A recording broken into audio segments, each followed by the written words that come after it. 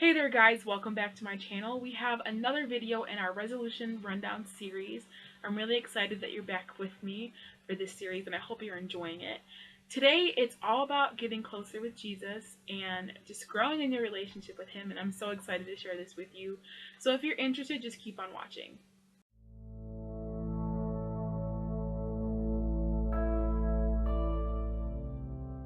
So the first tip I have for you written on our handy dandy post-it notes is prayer. Prayer is always how I start anything that I suggest to you. I always suggest to pray. It's very, very important to pray. Not just so we can just check prayer off the list of things we have to do, but when we really pray, we really inquire of the Lord, we seek his perspective, we'll be more successful. So specifically when it comes to having a better relationship with the Lord, it makes sense to pray. And our prayer can be something like, Lord, please help me love you better. Help me have a deeper, closer, more intimate relationship with you. Help me to seek you first in all things. Help me to just fall more and more in love with you every day. It doesn't have to be some these and thous and craziness. That's not really important, but just be honest and heartfelt, and God respects and understands those prayers that come from our humble heart, and so he will help us and he'll lead us into a deeper relationship with him.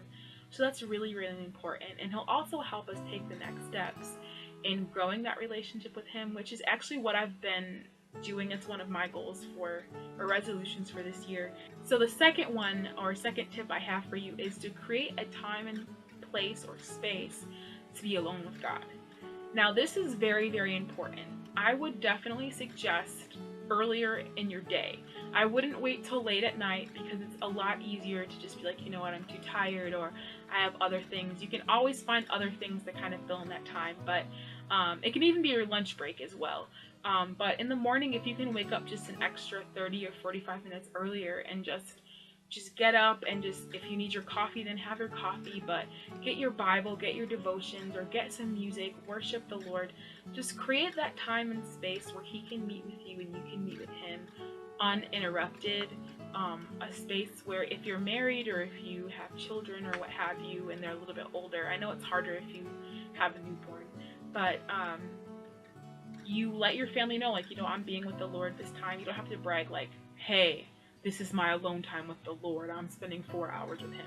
No, it can be like, you know, I'm spending alone time with God. I really can't, if you wouldn't mind not interrupting me unless someone's dead or there's a fire. But seriously, just setting that time alone with God and sticking to it. It's so important. That's the way we grow strong relationships, is, you know, spending time with people, spending time getting to know them. And it's no different with God. Okay, so the third and fourth things I have kind of go hand in hand. And the third one is to share Jesus with others. And the fourth thing is to take him with you. And so by sharing Jesus with others, I mean obviously telling others about the Lord, and not in a way that's forcing it upon them, but in a way that is helpful, and you can pray about the Lord leading you to tell people about him. And also take him with you. And this is something that for me is really, really difficult. And that basically what I mean by taking him with you is, God isn't just the God of your alone time in the morning. God isn't just the God of your desperation when you need him. God isn't just the God of your worry or your anxiety. God is the God of good times. He's the God in the grocery store. He's the God at the dentist appointment. He's the God at work. Like, every single scenario that we're in or situation that we're in, we bring God and we invite him. And you can actually pray, you know, like, say, Jesus, I invite you into this time and space. And that's really, really important, because God cares about every single little detail about our lives. I know it may feel insignificant. I know it may feel like he doesn't, but he definitely does. So it's very, very important to invite him into your space, into your time. I know sometimes at work I'm like, Lord, not just sometimes, let me be honest, all of the time, I'm like, Jesus, please help me. And it's not that work is stressful or all the time or anything, but I know that I just can't do without him. I can't be successful. I can't get through my day without him. And I'm stubborn sometimes and I try, but it's really, really important to just invite him in. Just invite him into wherever you are.